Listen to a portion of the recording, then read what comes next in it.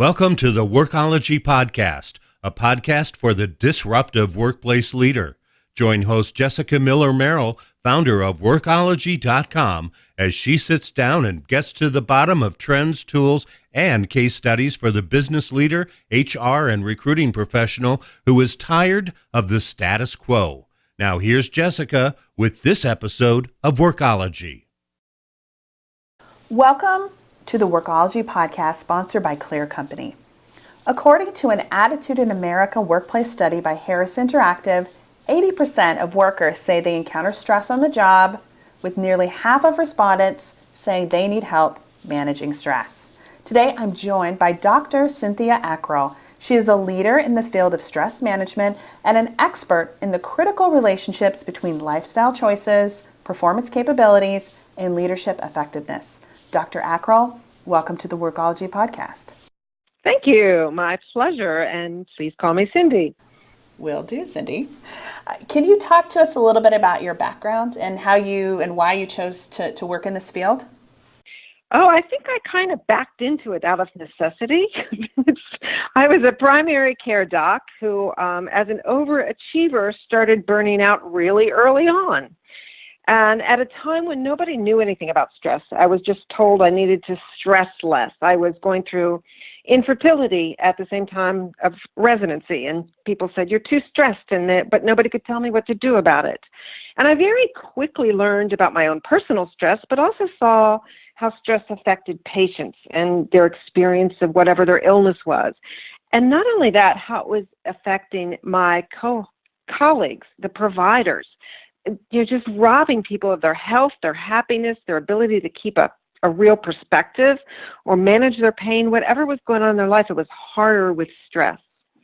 Then after that, I spent about 10 years studying brain patterns that went with different diagnoses, and I quickly saw that the brain cannot learn well if it's stressed, which I learned from that point on made sense because the brain's job is safety first. And when it has to concentrate on making you safe, it can't do all the other things it's supposed to do. So I was intrigued, and in supporting the best of human life, went on to study stress itself and coach leaders. Long-winded story. I love it, though. And this is so interesting. So let's talk a little bit about workplace stress. Why is it now in the spotlight and becoming a hot topic of conversation? Oh, finally. I mean, for years, everybody wore their stress as a merit badge. And I think we're finally realizing it isn't proof of your worth to be stressed. Finally, people are starting to make the connection that the symptoms of stress really interfere with your health. They interfere with your best work, especially your ability to lead. And bottom line finally hit because the studies were finally done that show that it affects the outcome of the company, the profits. And that's when people started to pay attention. There are multiple estimates out there, and it's impossible to come up with specific numbers, but $500 to $600 billion a year are lost to stress. And so it's time to do something about that. Well, we've talked a little bit about stress and why it's so important. And I think all of us have experienced stress. I mean, I'd like to think, unfortunately, that everyone that's listening has. But can you talk about how stress generally manifests itself personally and professionally in individuals? Sure. First of all, I think it's really important to note that stress is not all bad. Stress is part of life. And how we frame the challenge that's before us makes an enormous difference in how our body and mind respond to it. So when a person experiences too much stress, it's as many things in life, there's this bell curve. And as the stress increases, in the beginning, your performance starts to rise. But as it goes further, it starts to go down again. And it's not just your performance at work. It's the performance of your body as a health machine that goes down. You name any negative outcome, and whether it's health, productivity, especially anything about your body, that negative outcome can either be precipitated by or worsened by stress. which makes sense because your body is putting all of its energy into reacting to the perceived danger that stress is, it doesn't have the energy to do all of the other things like executive functions, repair the immune system, proper growth, making the right neuron connections to learn things. It's compromised because all the energy is being spent on this stress management system. How that turns out for the individual, now that part is really individual. The number one symptom noticed by most people is irritability first, but it could be doing so many other things. Some people are headache people, that's me. Some people grit their teeth, some people have stomach issues. A lot of people get that busy brain feeling. You can't really focus as well. A lot of different gut things. And for other people, they don't experience anything, but it's silently doing something, the heart attack. Unfortunately, I've wound up with some really great clients because they've lost someone they know about at an early age to a heart attack or some other catastrophe that was somehow related to stress. And it manifests differently in everybody according to what your Achilles heel is and how you're experiencing it. I wanted to talk about that because for me personally, and sometimes I don't even realize that I am experiencing stress or that my body is reacting to the stress. But for me, I tend to get OCD and sort of fixate on really non-important things. And only once somebody points it out to me and says, why are you worrying about this picture on the wall or the color of a wall or the decoration or organization, that I suddenly realized that, wow, I'm super stressed. I need to escape that or find a way to work through my stress or at least address it. For those who are experiencing stress, or maybe you're an employer and you want to help your employees better manage their stress, what are some solutions or some suggestions that you have? Well, first, I want to go back to what you just said for a second, because what you're talking about is you get fixated on controlling something because you feel out of control. And I was laughing with you because I so do that. My drawers are never more tidy than when I'm feeling stressed out. The other thing that happens when you're stressed is you lose that ability to put that little thing in perspective, because by nature, you're designed to focus in on what the perceived danger is, and you narrow your focus. So those are some of the things that are lost when we feel stressed, the ability to put things in perspective and be broader. As for solutions, there are many. Do you want to talk about what employers can do? Is that the perspective you're after? Let's talk about employers, and then we can talk as an individual. Okay, great. So as employers, first of all, recognizing that stress is a problem. And we have, first of all, we wore stress like a merit badge, and then we didn't really know what to do about it, so we kind of swept it under the carpet.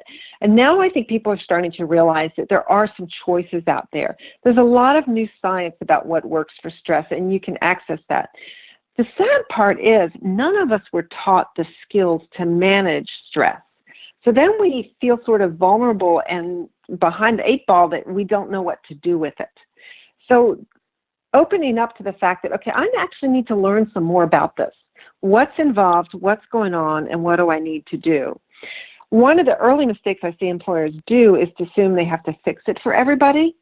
And I would say as employers, stop, acknowledge it, make it a safe conversation in your workplace, and then ask what's going on. Ask what the stressors are.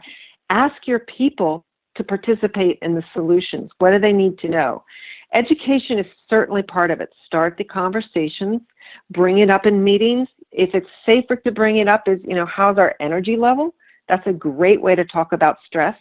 How's our mental energy around this? How's our physical energy about this? What do we need to be at our best? Start to have conversations about how we work best. Start to talk about strengths. So making it a safe conversation is a really good leadership start. And then doing the research to find out, doing the background work to find out, what do we need to know? What can we offer? And how can we make it safe for people to address their stress in the workplace? A lot of times the employees have a lot of thoughts that are very clever and can be put to work very easily.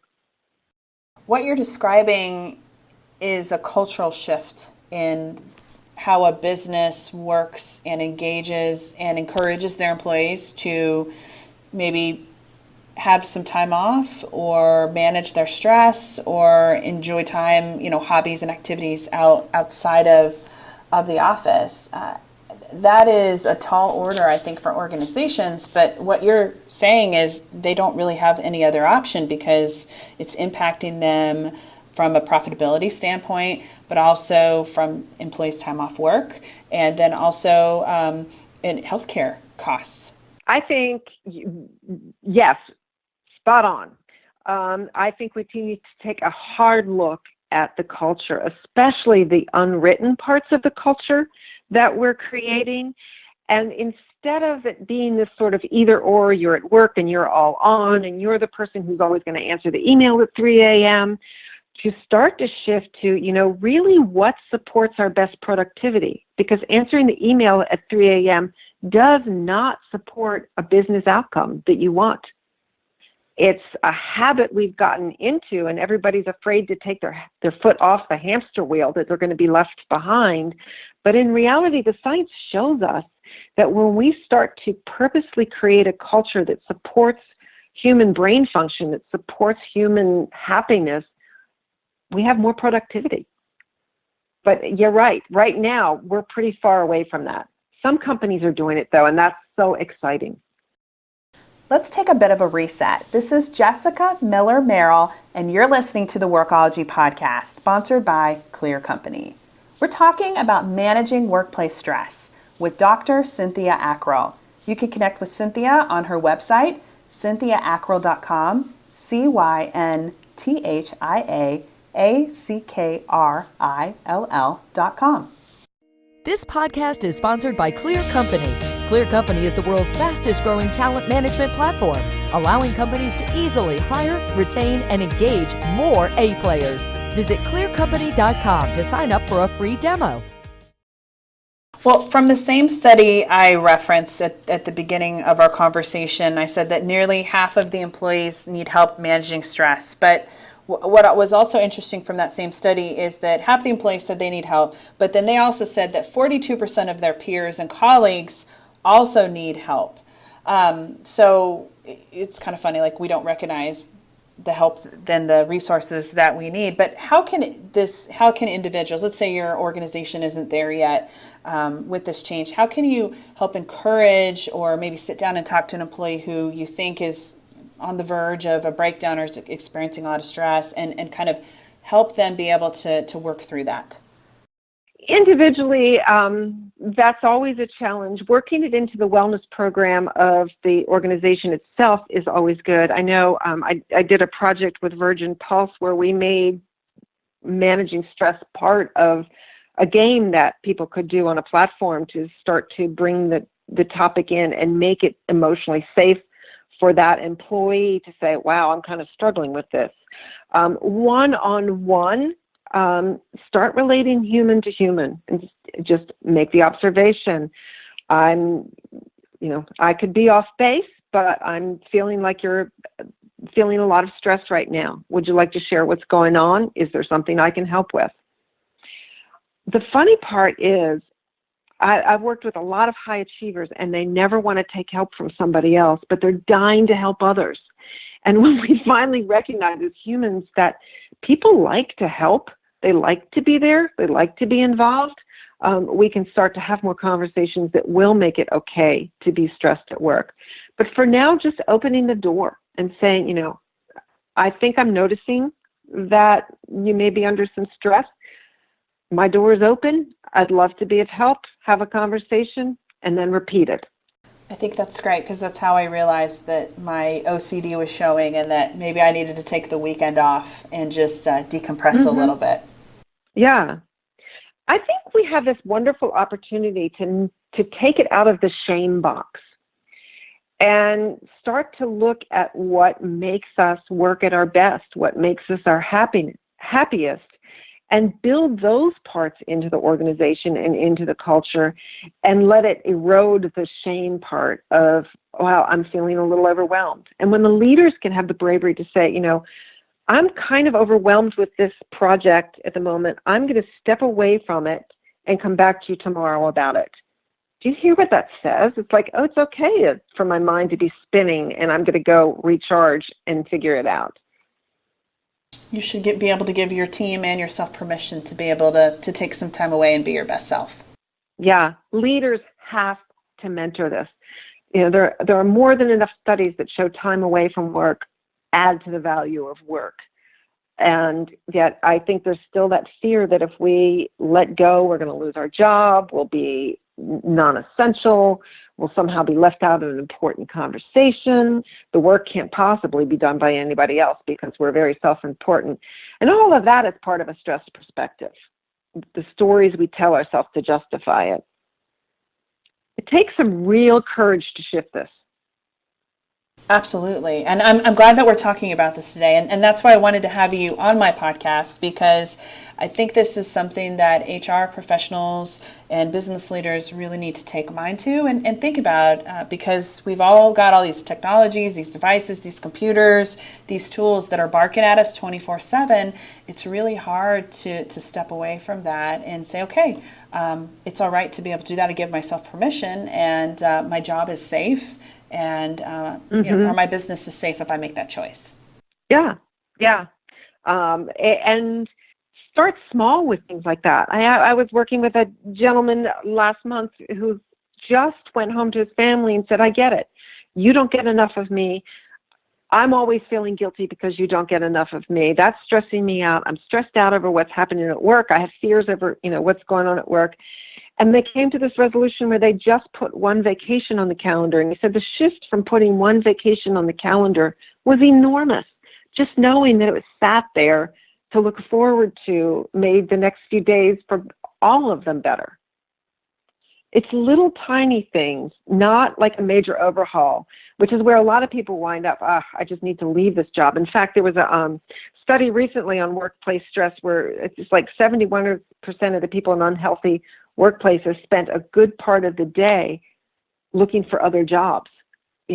We get into this black and white either or thinking when we're stressed that there's no creative way out of this, that we either just need to leave it all, and that's where we all have these fantasies. But in reality, if we make little shifts, we may be able to stay where we are and make it what it needs to be. Let's talk a little bit more about the neuroscience work that you have done, and maybe how the brain activity, functionality is influenced by stress. So my fave topic, because I think when you start talking about the neuroscience, it becomes a safe discussion for everybody. This is science. Your body is wired to react to danger, and it's a very old system. In fact, amoeba have this system. When your body when your brain senses danger of any capacity, whether the room is too cold, the email was obnoxious, or there's a snake in front of you, it triggers this cascade of 1,400 chemical reactions to react to that. One of the first things it does is take blood away from your frontal lobe to send it to your legs so that you can run away from the danger. It's hardwired into you for that to happen. Well, that's unfortunate because all of your executive functions, your ability to know your awareness, like you said, you don't know when you're starting to get OCD about something. You can't know because that's been hijacked. That awareness part of your brain just lost its blood supply from the stress. All of these reactions are very automatic and hardwired, and the number one priority for your brain. So you have to really start to work around that to get that executive function back. So you have to calm yourself first. And the cool part is you can use your body to do that. Just by slowing your breathing, you can start to downplay that sympathetic flight or fight system and upplay your parasympathetic rest and relax recharge system and get some of your frontal lobe back on board, the reboot that you need to deal with what the challenge in front of you. In losing this frontal lobe capacity, you lose your perspective, you lose your ability to make critical decisions, to emotionally regulate. This is when people make the mistakes. This is when people have the emotional outbursts that they really wish they hadn't had, is under duress because their brain is otherwise occupied with their safety. Does that make sense? Yeah, absolutely. I just hadn't thought about it necessarily chemical reactions in the brain that way. It's a very well-wired system. Well, and if we have this self-awareness and mindfulness, we can address that, and we see it coming on. We have a plan of action to be able to, like you said, take a moment and breathe so that that blood flow hopefully can return to where it was, and you can have a better decision-making processes. Exactly. In fact, mindfulness practices have actually been shown to down-regulate the amygdala, which is the fear center in the brain, the little part of the brain that says, "Ooh, danger, danger." When you do mindfulness practices, that danger reactor slows down, so you don't react to as much. And you have that space then to choose a response instead of a reaction. Learning to breathe is a skill that you can use. There are a lot of different skills that you can use to build up your capacity in the face of stress. That's when you have the confidence to deal with it. I call it coping confidence. Then stress is far less toxic. Cindy, where can people go to learn more about your work, the workshops that you do, and just the different parts of how you can maybe help address stress and provide resources and training for people in the workplace? Oh, would love to help. My website, which is cynthiaackrill.com, CYNTHIAACKRILL.com. I keep a lot of resources on there. There's a Learn More section where you can download a number of different things, like there's a Creating Habits worksheet that you can use if you want to work on a skill or change a habit that would help you at work. There's a lot of other information. There's a lot of information on the American Institute of Stress, on which I'm on the board, which is stress.org. Lots of ways you can find more information, and I applaud anybody for just deciding it's time to learn more, because when you learn more, you're going to be empowered. We'll include a link to some studies that we mentioned throughout the podcast, and then Cindy also has some great videos, and we'll make sure to link to those as well as her website in the transcription of the podcast. So thank you so much for taking the time to talk with us today. Oh, my pleasure. I'd love to see this topic discussed, because we all can do something about it if we just learn. At Workology, we're making HR learning and recertification simple with Learn, our on-demand learning platform providing 24/7 access to pre-approved HRCI and SHRM courses. Visit workology.com/learn to find out more. And use the discount code PODCAST to save 20% off your membership. Now, back to Jessica. I think there's a lot of misconceptions about stress that we really need to give people a little brevity for. Someone may be experiencing stress in their personal life, and I think that the employer should be accountable to providing resources to their employees, whether it's personal or professional. Learning how to manage and handle stress is a lifelong benefit and skill that employers should provide to their employees. Something like this isn't a work resource, but a life resource that can be used throughout a person's life. Thank you for joining the Workology podcast, sponsored by Clear Company. This podcast is for the disruptive workplace leader who's tired of the status quo. This is Jessica Miller-Merrill. Until next time, visit workology.com to listen to all our previous podcast episodes. Production services for the Workology podcast with Jessica Miller-Merrill provided by TotalPicture.com.